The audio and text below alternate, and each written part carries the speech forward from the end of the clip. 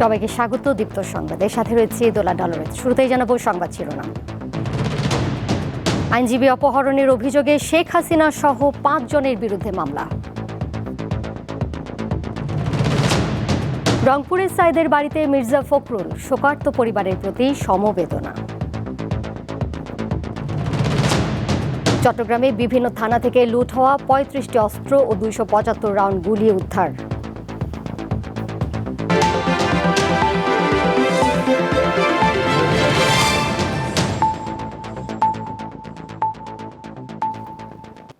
Supreme কোর্টের এক আইনজীবীকে অপহরণের অভিযোগে সাবেক প্রধানমন্ত্রী শেখ হাসিনা সহ ৫ জনের বিরুদ্ধে আনা অভিযোগ মামলা হিসেবে গ্রহণ করতে নির্দেশ দিয়েছে আদালত। ঢাকার মুখ্য মহানগর হাকিম আদালতের ম্যাজিস্ট্রেট ফারজানা শাকিল সুমু চৌধুরী বুধবার এই আদেশ দেন। উত্তরা পশ্চিম থানাকে এই আদেশ দেওয়া হয়েছে। আওয়ামী লীগ সভাপতি শেখ হাসিনা ছাড়াও এই মামলার অন্য আসামিরা হলেন সাবেক স্বরাষ্ট্রমন্ত্রী আসাদুজ্জামান খান, আইনমন্ত্রী আনিসুল হক, পুলিশের সাবেক মহাপরিদর্শক AK-M শহীদুল হক এবং র্যাবের সাবেক মহাপরিচালক বেনজির আহমেদ। এছাড়া মামলায় র্যাবের ২০ থেকে ২৫ জন অজ্ঞাত পরিচয় সদস্যকে আসামি করা হয়েছে। এদিকে রাজধানীর কাফরুলে কলেজ ছাত্র ফয়জুল ইসলাম হত্যার অভিযোগে সাবেক প্রধানমন্ত্রী শেখ হাসিনা, সাবেক সড়ক পরিবহন ও সেতুমন্ত্রী ওবায়দুল কাদের সহ ২৪ জনের বিরুদ্ধে কাফরুল থানায় মামলা রেকর্ড করার আদেশ দিয়েছে আদালত। এর আগে মঙ্গলবার শেখ হাসিনা সহ ৭ জনের বিরুদ্ধে আনা অভিযোগ মামলা হিসেবে গ্রহণ করতে নির্দেশ দেয় আদালত।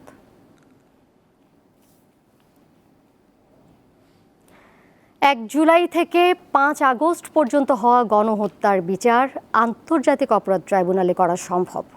সচিবালয়ে সকালে সাংবাদিকদের এই কথা বলেন আইন, বিচার ও সংসদ বিষয়ক উপদেষ্টা আসিফ নজরুল। আরও জানান, বিচারের স্বচ্ছতা নিশ্চিতে জাতিসংঘের তত্ত্বাবধানে তদন্ত করা হবে। ছাত্র জনতার বিক্ষোভে গত ৫ আগস্ট পতন হয় শেখ হাসিনা সরকারের। বৈষম্য বিরোধী ছাত্র আন্দোলন চলাকালে শিক্ষার্থীসহ বিভিন্ন জনের বিরুদ্ধে অসংখ্য মামলাও হয়। এসব মামলার ভবিষ্যৎ নিয়ে সচিবালয়ে কথা বলেন অন্তর্বর্তী সরকারের আইন, বিচার ও সংসদ বিষয়ক উপদেষ্টা। জানান, আগস্টের মধ্যেই মামলাগুলো প্রত্যাহার করা হবে। এই বৃহস্পতিবারের মধ্যে ঢাকা শহরে যে মিথ্যা এবং হয়রানিমূলক মামলা হয়েছিল সেগুলি প্রত্যাহার সম্পন্ন হবে এবং ইনশাআল্লাহ সারা দেশে 1 জুলাই থেকে 5 আগস্ট পর্যন্ত ছাত্র জনতার এই গণ আন্দোলনে অংশগ্রহণ করা মানুষের বিরুদ্ধে যে মিথ্যা এবং ষড়যন্ত্রমূলক মামলা হয়েছিল সেগুলি 31 আগস্টের মধ্যে আমরা আশা করছি প্রত্যাহার করা হবে। আমাদের মন্ত্রণালয়ে যারা আছেন তারা দিনে রাতে কাজ করছেন। তিনি জানান, বৈষম্য বিরোধী ছাত্র আন্দোলনে গুলি করার নির্দেশদাতা সহ জড়িতদেরও আইনের আওতায় আনা হবে। বিচার হবে আন্তর্জাতিক অপরাধ ট্রাইব্যুনালে। আইসিটিতে বিচারের উদ্যোগ নেওয়া হবে, এটা ক্যাটাগরিক্যালি বলতে পারেন এই আইসিটি যে আন্তর্জাতিক অপরাধ ট্রাইব্যুনাল আছে এই বিচারের আওতায় বিদায়ী সরকারের প্রধানমন্ত্রী সহ অন্যদেরও যদি কমান্ড রেসপন্সিবিলিটি থাকে আমরা সেটা পর্যন্ত খতিয়ে দেখব। অভিযোগ রয়েছে, আমরা পত্রপত্রিকায় দেখেছি, কিছু মন্ত্রীর নাম দেখেছি। সর্বোচ্চ পর্যায়ে আমরা এখানে কোনো ছাড় দিব না। জাতিসংঘের তত্ত্বাবধানে আমাদের ইনভেস্টিগেশন টিম থাকবে, তারা কাজ করবে জাতিসংঘের তত্ত্বাবধানে। আগামী 10 কার্যদিবসের মধ্যে বিচার বিভাগীয় কর্মকর্তাদের দেশে বিদেশে থাকা সম্পদের হিসাব চাওয়া হয়েছে বলেও জানান আইন উপদেষ্টা। স্থাবর অস্থাবর সম্পত্তির হিসাব বিবরণী। মিজানুর রহমান, দীপ্ত সংবাদ, ঢাকা। রংপুরের রোকেয়া বিশ্ববিদ্যালয়ের শিক্ষার্থী আবু সাইদের আত্মত্যাগের মধ্য দিয়ে বাংলাদেশ দ্বিতীয়বার স্বাধীন হয়েছে বলে মন্তব্য করেছেন বিএনপি মহাসচিব মির্জা ফখরুল ইসলাম আলমগীর। দুপুর 2:45টার দিকে রংপুরে আবু সাইদের বাড়িতে যান বিএনপির এই শীর্ষ নেতা। সেখানে সাইদের কবর জিয়ারত করেন মির্জা ফখরুল সহ কেন্দ্রীয় নেতারা। পরে শোক সন্তপ্ত পরিবারের প্রতি সমবেদনা জানিয়ে সাইদের বাবা, মা ও স্বজনদের সঙ্গে কথা বলেন তিনি। মির্জা ফখরুল বলেন, আবু সাইদ সহ শহীদের আত্মত্যাগ তখনই সফল হবে যখন এই ফ্যাসিবাদ সরকারের সকল ষড়যন্ত্র রুখে দিয়ে গণতন্ত্রকে প্রতিষ্ঠা করা যাবে।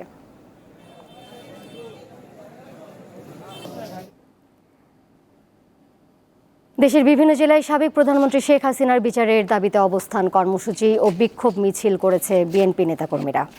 শেখ হাসিনা এবং তার সহযোগীদের বিচারের দাবিতে অবস্থান কর্মসূচি ও বিক্ষোভ মিছিল করেছে গোপালগঞ্জে জেলা বিএনপি ও সহযোগী সংগঠনের নেতাকর্মীরা। সকালে টাঙ্গাইল শহরের পৌর উদ্যানে অবস্থান কর্মসূচি করে জেলা বিএনপি। এ সময় বিএনপির অঙ্গ সংগঠনের নেতারা শহরের বিভিন্ন স্থান থেকে বিক্ষোভ মিছিল নিয়ে পৌর উদ্যানে সমবেত হয়। এ সময় বক্তারা দ্রুত সময়ের মধ্যে শেখ হাসিনাকে দেশে ফিরিয়ে এনে বিচারের দাবি জানান। দুপুরে মাগুরা শহরের জেলা জজ আদালত এলাকা থেকে জেলা যুব দলের বিক্ষোভ মিছিল শহরের বিভিন্ন সড়ক প্রদক্ষিণ করে ভাইনার মোড় এলাকায় সমাবেশ করে।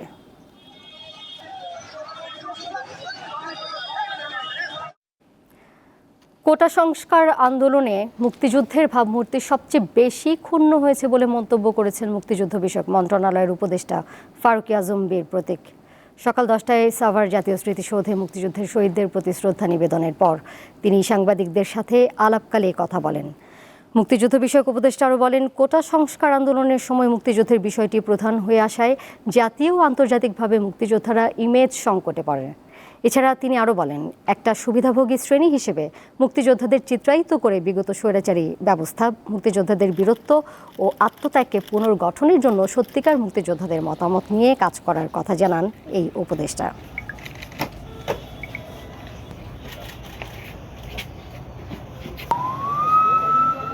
জাতীয় এবং আন্তর্জাতিকভাবে এটা মুক্তিযোদ্ধারা ইমেজ সংকটের মধ্যে পড়ছে। এটা একটা সুবিধাভোগী শ্রেণী হিসেবে মুক্তিযোদ্ধাদেরকে চিত্রিত করছে বিগত স্বৈরাচারী ব্যবস্থা। সত্যিকারের মুক্তিযোদ্ধা যারা আছে তাদের মতামত নিয়েই আমাদের এই সামনের দিনে আমরা এগিয়ে যাব। তবে সংস্কার হবে এবং ড্রাস্টিক সংস্কার হবে। বরগুনা জেলা পরিষদ চেয়ারম্যান ও জেলা আওয়ামী লীগ সাধারণ সম্পাদক জাহাঙ্গীর কবিরকে গ্রেপ্তার করেছে পুলিশ। তার বিরুদ্ধে শেখ হাসিনার সাথে মোবাইল ফোনে কথা বলে বিশৃঙ্খলা ঘটানোর ষড়যন্ত্রের অভিযোগ আনা হয়েছে। মঙ্গলবার মধ্যরাতে বরগুনা শহরের নিজের বাসা থেকে ঢাকার একটি পুলিশের আভিযানিক দল তাকে গ্রেপ্তার করে। জাহাঙ্গীর কবিরকে ঢাকায় নিয়ে আসা হয়েছে। আবার এই নাম্বারটা আমার আপনি সেভ করে রাখেন। এই নাম্বারটা আমার জাহাঙ্গীর। ঠিক আছে, আপনি ঘাবড়াইয়েন না, আমরা আছি শক্ত। আমরা শক্ত আছি না, আপনি ঘাবড়াইলে আমরা নরমই করি। জয় বাংলা। ছেলেরা বোরকা পরে বেরিয়েছে, নেমেও মানে সমস্ত জঘন্য কাজ এখানে হচ্ছে। তো যাই হোক, দেশটাকে নিয়ে যে একটা খেলার মানে বস্তু পেয়ে যাচ্ছে। ধন্যবাদ জনাব আলহাজ মোহাম্মদ জাহাঙ্গীর কবির কাকা। কোটা আন্দোলনে নিহতদের স্বজনরা মানববন্ধন করেছেন, যাতে তুলে ধরা হয়েছে 7 দফা দাবি। রাজধানীর কেন্দ্রীয় শহীদ মিনারে আয়োজিত মানববন্ধন থেকে দেশব্যাপী গণহত্যার জন্য সাবেক প্রধানমন্ত্রী শেখ হাসিনাকে দায়ী করা হয়। বলা হয়, অতি দ্রুত শেখ হাসিনাকে দেশে এনে বিশেষ ট্রাইব্যুনাল গঠন করে বিচার করতে হবে। একই সঙ্গে ওবায়দুল কাদের ও আসাদুজ্জামান খান সহ সামরিক ও বেসামরিক প্রশাসনের অনেকেই এই গণহত্যায় জড়িত উল্লেখ করে তাদেরকেও শাস্তির জোর দাবি জানান স্বজনরা। কোটা আন্দোলনে শহীদদের পূর্ণাঙ্গ তালিকার পাশাপাশি ক্ষতিপূরণেরও দাবি ওঠে মানববন্ধন থেকে। শেখ হাসিনা লাফান ওইখান থেকে নাকি ভিডিও দেন। এইখানে জাতীয় সংসদের স্পিকার ও ডেপুটি স্পিকারের অপসারণের দাবি জানিয়েছেন সংসদের নির্যাতিত কর্মচারীরা। একই সাথে সংসদের দুর্নীতিবাজ কর্মকর্তাদের তালিকা প্রকাশ করার দাবি জানিয়েছেন তারা। বুধবার রাজধানীর মানিক মিয়া অ্যাভিনিউয়ের সামনে কর্মসূচি পালনকালে তারা এসব কথা বলেন। নির্যাতিত কর্মচারীরা জানান, বিগত সরকারের আমলে অন্যায়ভাবে চাকরিচ্যুত করা হয়। দীর্ঘ সময় তাদের কোনো পদোন্নতি দেওয়া হয়নি বলেও অভিযোগ করেন তারা। চাকরিচ্যুত কর্মচারীদের পুনরায় চাকরিতে পুনর্বহালের দাবি জানিয়ে তারা জানান, যথাযথ পদোন্নতি দিয়ে তাদের বিভিন্ন সুযোগ সুবিধা দেওয়া হোক।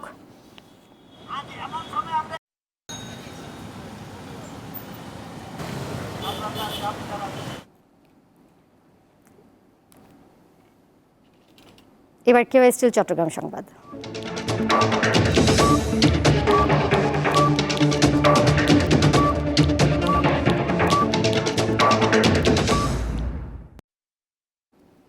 বান্দরবান পার্বত্য জেলা পরিষদের চেয়ারম্যান ও সদস্যদের পদত্যাগ দাবিতে অবস্থান ধর্মঘট পালন করছে বিক্ষুব্ধ জনতা। সকালে বান্দরবান জেলা শহর থেকে বিক্ষুব্ধ জনতা মিছিল নিয়ে গিয়ে বান্দরবান পার্বত্য জেলা পরিষদ কার্যালয় ঘেরাও করে।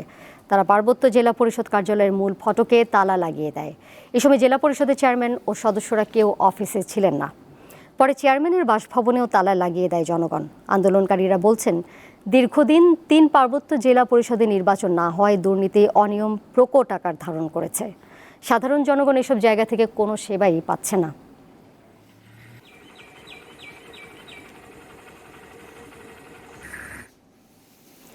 চট্টগ্রাম নগরীর বিভিন্ন থানা থেকে লুট হওয়া 35টি আগ্নেয়াস্ত্র এবং 275 রাউন্ড গুলি উদ্ধার করেছে র্যাব 7।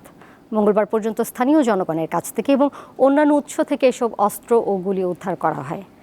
র‍্যাব ৭-এর সিনিয়র সহকারী পরিচালক শরীফুল আলম জানান, গত ৫ আগস্ট ছাত্র জনতার বিজয় উল্লাসের প্রাক্কালে দুর্বৃত্তরা চট্টগ্রাম মহানগর পুলিশের বিভিন্ন থানায় ভাঙচুর, অগ্নিসংযোগ এবং লুটপাট চালায়। পরে থানা থেকে লুট হওয়া অস্ত্র, গোলাবারুদ এবং সরঞ্জামাদি উদ্ধারে গোয়েন্দা নজরদারি বাড়ানো হয়। এতে সাধারণ নাগরিকরা সাড়া দেন।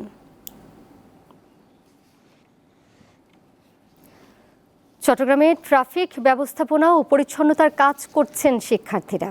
নগরীর বিভিন্ন স্পটে দিনরাত পালাক্রমে দায়িত্ব পালন করছে তারা। শিক্ষার্থীরা বলছেন, দেশ সংস্কারের চেষ্টায় তাদের এই উদ্যোগ, এতে খুশি সাধারণ মানুষ। চট্টগ্রাম নগরীতে পুলিশ সদস্যের অনুপস্থিতি ও সিটি কর্পোরেশনের পরিচ্ছন্নতা কর্মীর সংকটে সড়কের ট্রাফিক ব্যবস্থা এবং আবর্জনা পরিষ্কারে জটিলতা দেখা দিলে সংকট নিরসনের কাজ শুরু করে শিক্ষার্থীরা। সোমবার থেকে নগরী সড়কে শৃঙ্খলা রক্ষায় কাজ শুরু করেছে ট্রাফিক পুলিশ। তবে পুলিশের পাশাপাশি বিভিন্ন মোড়ে দিনরাত পালাক্রমে দায়িত্ব পালন করছে শিক্ষার্থীরা। ঝাড়ু হাতে সড়কের ময়লা আবর্জনা পরিষ্কারে কোনো দ্বিধা নেই তাদের। অনেক বেশি ভালো লাগতেছে, অনেক আনন্দ সহিত কাজগুলো করতেছে। আলহামদুলিল্লাহ আমরা দেশকে আরেকটু সুন্দরভাবে রিপ্রেজেন্ট করতে পারবো। মানে সব কিছু মিলে আলহামদুলিল্লাহ অনেক অনেক বেশি ভালো লাগতেছে সবার। আমরা চাই এই মেসেজটা যাতে পরবর্তী প্রজন্ম যাতে ওরাও যাতে এখান থেকে সবসময় শিক্ষা নিতে পারতে, যে সবসময় আমরা কখনো অন্যায় সহ্য করব না। তো সে অন্যায়ের প্রতিরোধ করার জন্য সবাইকে আমরা অনেকগুলো মেসেজের মাধ্যমে দেওয়ালে আঁকাআঁকি করছি। সরকার যখন ছিল তখন তো আমরা এগুলো করতে পারতাম না, প্রত্যেকটা দেওয়ালেই পোস্টার ছিল। আমাদের স্বৈরাচারী শাসন যখন চলে গেছে, আমরা আমাদের মতো সব কিছু পুরো বাংলাদেশ সাজাচ্ছি আমাদের মতো, কারণ তরুণরাই তো বাংলাদেশ চালাবে। সবাই নিয়ম শৃঙ্খলা মেনে কাজ করতেছে, কেউ ময়লা সবাই পরিষ্কার করতেছে, আমরা সবাই একসাথে মিলেমিশে কাজ করতেছি, নিয়ম শৃঙ্খলা বজায় রাখতে চেষ্টা করতেছি। তো আমাদের এই ট্রাফিক কাজটা করে ভালো লাগতেছে। শিক্ষার্থীদের এই উদ্যোগে খুশি সাধারণ মানুষ। আমার প্রত্যাশা হচ্ছে দুর্নীতিমুক্ত একটা বাংলাদেশ দেখতে চাই। যে সরকারে আসুক সবার জন্য এক সমান আইন শৃঙ্খলা যেন থাকে। সুষ্ঠু চিন্তাভাবনা নিয়ে, সুষ্ঠু পরিবেশ নিয়ে একটা সরকার গঠন করুক, এটাই আমাদের কাম্য। সাধারণ মানুষেরা চায় তারা যেন দ্রব্যমূল্যের দামগুলো একটু কমাতে পারে। দ্রব্যমূল্যের দাম কমলে মানুষের আবার নতুন করে প্রচেষ্টা ফিরিয়ে আসবে। বর্তমানে যেভাবে আছে দেশ, আমরা চাবো যে উনি যেহেতু দেশকে আরো ভালো কিছু করতে পারে। সড়কে দায়িত্ব পালন করা শিক্ষার্থীদের কাজে উৎসাহিত করতে খাবার ও পানীয় নিয়ে এগিয়ে এসেছে বিভিন্ন শ্রেণী পেশার মানুষ। রুনা আনসারি, দীপ্ত সংবাদ, চট্টগ্রাম। সেন্ট মার্টিন ছেড়া দ্বীপের দক্ষিণ পূর্বে বাংলাদেশ ও মিয়ানমার সমুদ্র এলাকা থেকে 2 কেজি ক্রিস্টাল মেথ আইস সহ 7 জন মাদক কারবারিকে আটক করেছে কোস্টগার্ড। গোপন সংবাদের ভিত্তিতে মঙ্গলবার গভীর রাতে একটি কাঠের বোট তল্লাশি করে 83 বোতল বিদেশি মদ ও 2 কেজি ক্রিস্টাল মেথ আইস সহ 7 জনকে আটক করা হয়। তাদেরকে টেকনাফ মডেল থানায় হস্তান্তর করা হয়েছে।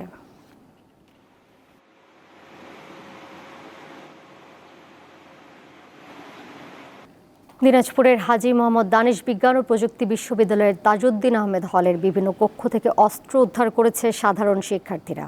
মঙ্গলবার রাতে বিশ্ববিদ্যালয়ের তাজউদ্দিন আহমেদ হলের ছাত্রলীগের নেতাকর্মীদের কক্ষগুলোতে তল্লাশি চালায় সাধারণ শিক্ষার্থী ও বিশ্ববিদ্যালয় প্রশাসন।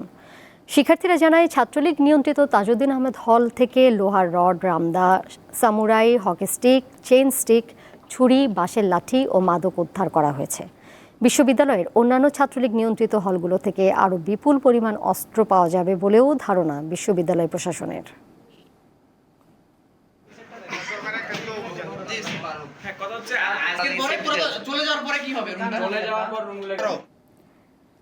বাংলাদেশ শিল্পকলা একাডেমিকে বলা হয় সংস্কৃতির আতুরঘর। যেখানে শুধু শিল্প সংস্কৃতির চর্চা হওয়ার কথা, সেখানে 13 বছর ধরে চলেছে সীমাহীন দুর্নীতি, লুটপাট ও নিয়োগ বাণিজ্য। অভিযোগ রয়েছে সবকিছুর মূল হোতা সদ্য সাবেক মহাপরিচালক লিয়াকত আলী লাকী। খোদ শিল্পকলা একাডেমির কর্মকর্তা কর্মচারীরা এসব অভিযোগ করেন।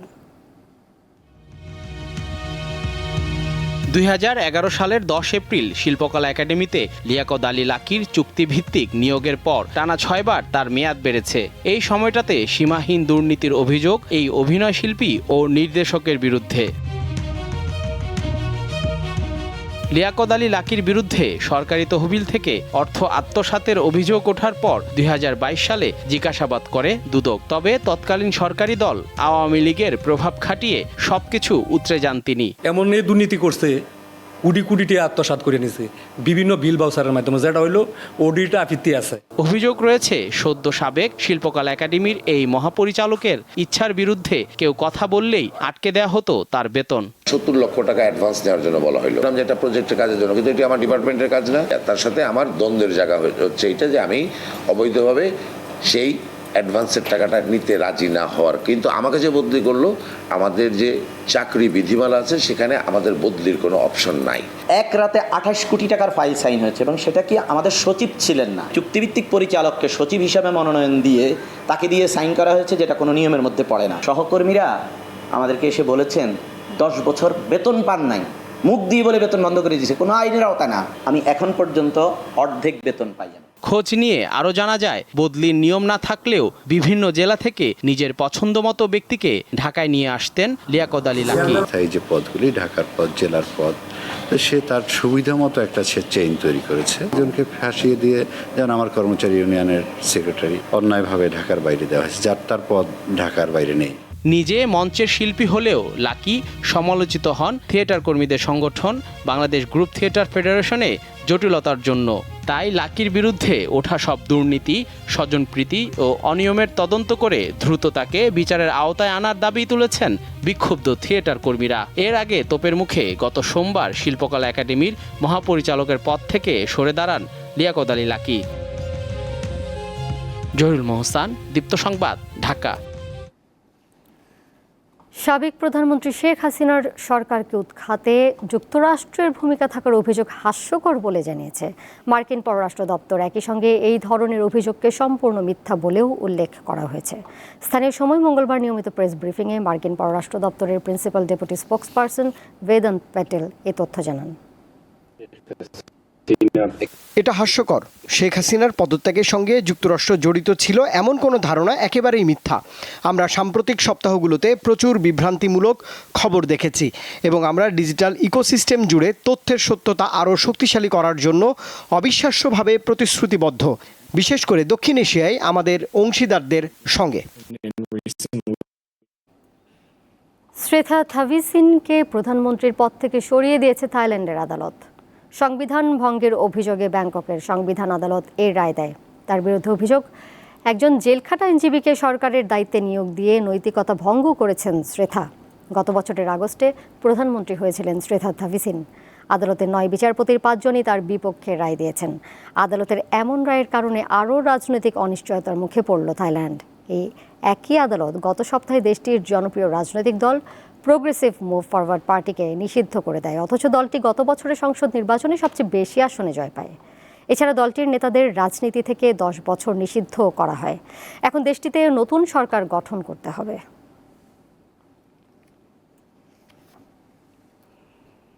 মিয়ানমারের সেনাবাহিনীর মানবতা বিরোধী ও যুদ্ধাপরাধ আশঙ্কাজনকভাবে বাড়ছে বলে সতর্ক করেছেন জাতিসংঘের তদন্তকারীরা। মঙ্গলবার মিয়ানমারে মানবাধিকার লঙ্ঘন বিষয়ক জাতিসংঘের সংস্থা IIMM এক প্রতিবেদনে জানায়, মিয়ানমারের সামরিক সরকারের অধীনে প্রাতিষ্ঠানিক নির্যাতন, দলবদ্ধ ধর্ষণ ও শিশু যৌন নিপীড়নের ঘটনা ঘটছে।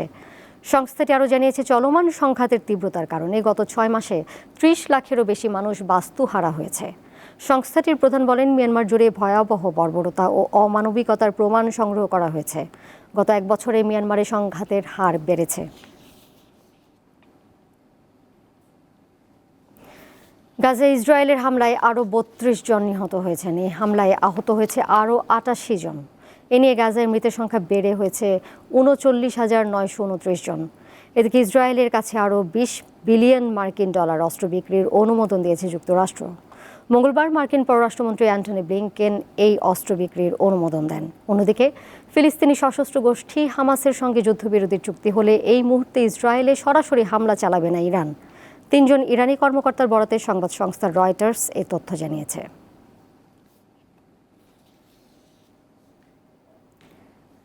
রাশিয়ার সীমান্তবর্তী কুর্স্ক অঞ্চলের 74টি গ্রাম দখলে নেওয়ার দাবি করেছে ইউক্রেন। মঙ্গলবার দেশটির প্রেসিডেন্ট ভলোদিমির জেলেনস্কি এই দাবি করেন। 1 সপ্তাহ ধরে কুর্স্কে অভিযান চালাচ্ছে ইউক্রেনীয় বাহিনী। এর মধ্যে তারা অঞ্চলটির 30 কিলোমিটার ভেতরে প্রবেশ করেছে। এর আগে সোমবার কুর্স্কের 28টি অঞ্চল দখলের দাবি করা হয়। এদিকে কুর্স্ক অঞ্চলে ইউক্রেনীয় সেনাদের বিরুদ্ধে ক্ষেপণাস্ত্র, ড্রোন ও বিমান হামলা চালিয়েছে রাশিয়া।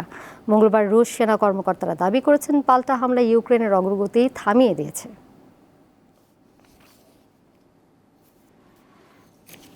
খেলার খবর। পাকিস্তানের লাহোরে বাংলাদেশ দলের সাথে যোগ দিয়েছেন সাকিব আল হাসান। গাদ্দাফি স্টেডিয়ামে প্রথম দিন অনুশীলনেও নামেন তিনি। জানুয়ারিতে সংসদ সদস্য নির্বাচিত হওয়া সাকিব সরকার পতনের সময় দেশে ছিলেন না। কানাডায় গ্লোবাল টি20 খেলছিলেন তিনি। 11 আগস্ট সেই টুর্নামেন্টে তার খেলা শেষ হলেও বর্তমান পরিস্থিতিতে দেশে আসেননি এই অলরাউন্ডার। বোর্ডের অনুমতি নিয়ে সরাসরি পাকিস্তানি দলের সাথে যোগ দেন। এই দলের হয়ে ইসলামাবাদে 4 দিনের ম্যাচ খেলতে থাকা ক্রিকেটাররা ছাড়া বাকি সবাই এখন লাহোরে। দ্বিতীয় টেস্টে দলে থাকা তাসকিন সহ সবাই সেখানে আজ অনুশীলন করেন। 21 আগস্ট রাওয়ালপিন্ডিতে শুরু হবে 2 ম্যাচ সিরিজের প্রথম টেস্ট। ইউএফা সুপার কাপে রাতে মুখোমুখি হবে চ্যাম্পিয়ন্স লিগ জয়ী রিয়াল মাদ্রিদ ও ইউরোপা লিগ জয়ী আটালান্টা। পোল্যান্ডের ওয়ারশতে ম্যাচটি শুরু হবে বাংলাদেশ সময় রাত 1টায়। ইউরোপিয়ান ফুটবলের মৌসুম শুরুর আগে প্রতি বছর এই প্রতিযোগিতা মাঠে গড়ায়।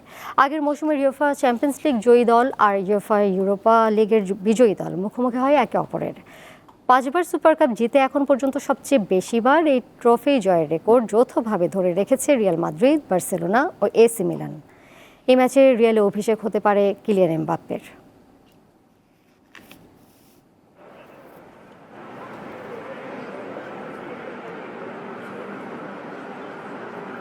শেষ করব দীপ্ত সংবাদ। যাবার আগে সংবাদ শিরোনাম জানিয়ে দেব আরও একবার। আইনজীবী অপহরণের অভিযোগে শেখ হাসিনা সহ 5 জনের বিরুদ্ধে মামলা। রংপুরে সাইদের বাড়িতে মির্জা ফখরুল, শোকার্ত পরিবারের প্রতি সমবেদনা। চট্টগ্রামে বিভিন্ন থানা থেকে লুট হওয়া 35টি অস্ত্র ও 275 রাউন্ড গুলি উদ্ধার।